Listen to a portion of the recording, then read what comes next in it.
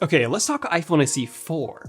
So we all know it's coming, and up until recently, all the leaks and rumors were pointing towards the SE 4 being some sort of a rebranded iPhone 14. One with the same flat frame design as the iPhone 14, the same notch, and roughly the same design on the back too. The only difference being a single camera module on the back, one that would be noticeably larger than on the current SE. And this was all based on the CAD model leak from back in March, which is what I covered in our previous videos. Now, since that CAD leak, we've had a lot more leaks that do change the whole narrative, in a good way. So what's changed? Well, the body itself is now set to look more like the iPhone 16 rather than the iPhone 14. This means a slightly more rounded frame that would be more comfortable in the hand, and also an updated back with a new camera module style now matching the one on the iPhone 16. Now, of course, we do know that the iPhone 16 will come with a dual camera module instead of the single one like the SE 4 is rumored to come with.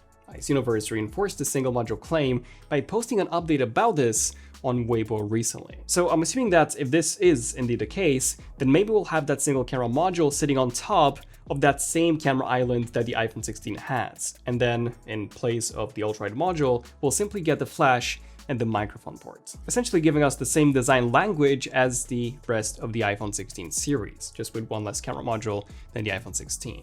And speaking of that single camera module, iZoneverse is now confirming earlier reports stating that this will indeed be a brand new 48 megapixel sensor, which means that even though we'll still get one module, we'll be able to have that 2x sensor crop zoom just like on the iPhone 15s, essentially giving us a secondary zoom lens without any loss in quality.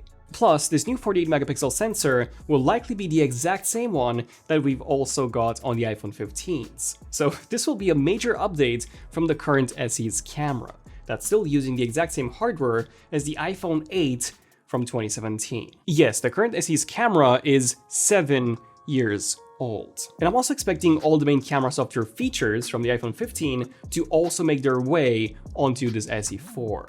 So that means that we'll likely get things such as the new 24 megapixel default resolution mode, smart HDR5 for better HDR processing, and finally, night mode. As, believe it or not, the current SE does not support night mode at all, which combined with the old, well, 7-year-old camera hardware, yeah, the low-light photos look pretty bad. But hey, there are actually way more upgrades coming to the SE 4 than just the new design and the updated camera. The screen, for example, is also getting a major update in literally every single way.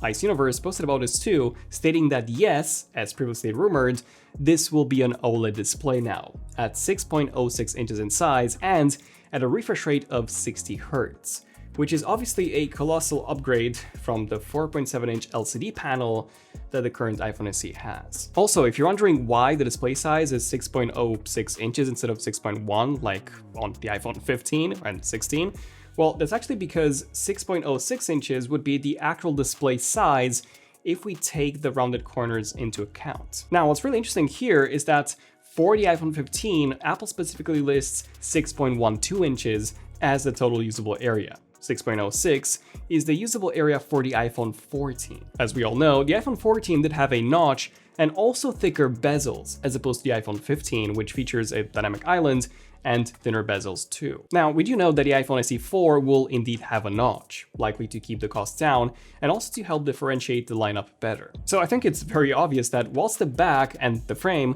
will be those of the iPhone 16, the front will be that of an iPhone 14, with Apple probably reusing the exact same display panels that it did in the iPhone 14. Plus, Apple is still selling the iPhone 14 even today, which means that its display is still actively being produced, therefore making it even more obvious that they will most certainly be reusing this exact component. Now, there are some even more exciting iPhone SE 4 updates, just like my very exciting trip back in May. Back in May, I met the team behind NordPass to find out why NordPass is so important to have. Davila, their lead product marketing manager, walked me through their strategy. If you have different devices like Windows computer and an iPhone, and you've logged into like all of the accounts on your iPhone, and then you suddenly need something on your Windows computer, like it's not going to remember your passwords. With NordPass, we sync across devices and operating systems, so it doesn't matter which device you have, you can access your accounts, autofill everything on the go. And then additional features. So Password Manager has multiple features like data breach scanner, email masking, password health, password generator, and you name it. At the same time, security. Let's not forget that, NORPAS, its core is cybersecurity. So all of your sensitive information is encrypted. NORPAS offers you both safety to protect you from hackers like HackerRen, whilst also saving you up to 11 hours per year by reducing your downtime resetting passwords. So start saving time and make passwords easier by downloading NORPAS using the link below. Okay, now back to the other SE4 updates. That Apple-designed 5G modem that was rumored ages ago might finally be making an appearance. Although the most exciting SE4 upgrade to me by far would be the new chip and the memory. For the first time ever, we're now hearing that the SE4 might include between 6 to 8 gigabytes of RAM, up from 4, and then also the Apple A18 chip. The A18 being, of course, what the iPhone 16s will come with, and this chip is already rumored to come with 8 gigabytes of RAM. The reason being, well, 8 gigabytes of RAM allows for Apple Intelligence. That's the minimum requirement. Apple Intelligence is of course going to be the key selling feature of the entire iPhone 16 lineup, as all the 4 models will support it. Of course, this trend will continue into the future, with Apple wanting to push Apple Intelligence more and more. So to me, it wouldn't really make much sense for this new iPhone SE4 to lack Apple Intelligence at launch, especially when we consider how long Apple usually takes to update the iPhone SE lineup. Like, the original SE came out in 2016, the second gen came out 4 years later in 2020, then the third gen came out 2 more years later in 2022, and at this point it's already been 2.5 years since the SE3 came out. And the SE4, by the way, is expected to launch in the first quarter of 2025, so likely in March, with production set to start in October, which would then put the SE4 3 years after the SE3. So taking all of this into account, the SE5 will be at least 2 years after the SE4, and this is why I do see Apple including Apple Intelligence now with the SE4. Okay, so we know the release date, we know the specs. How much is this SE4 actually going to cost? Well, according to Ice Universe, this will be between $500 to $550. Leaker Revegnus stated an even lower price of around $430 to $470, so even less than $500. Obviously, this will be a pretty significant increase over the current SE3's price of $430. So how would this SE4 compare to some of the competition on the market right now? Well, last week I was actually in Italy attending the launch of the new OnePlus Nord 4. The Nord 4 being OnePlus's new mid-range phone that happens to cost $430 here in the UK. The same price as the iPhone SE3. Now, obviously the Nord 4 just smokes the current SE in basically every single way, but once the SE4 releases, the SE4 won't actually be that competitive. Like, this Nord 4 comes with a much larger 6.74-inch display.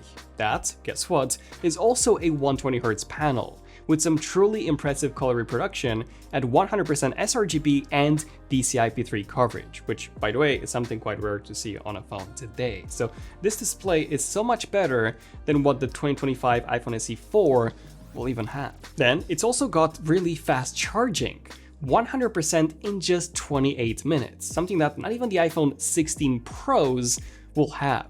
So even this is already so much better than what the SE4 will have. Not even to mention the ultra-wide module, which, although it's nothing impressive on the Nord 4, it will be completely lacking from the SE4. And the Nord 4 is just one example of how good smartphones at a sub $500 price point have become today.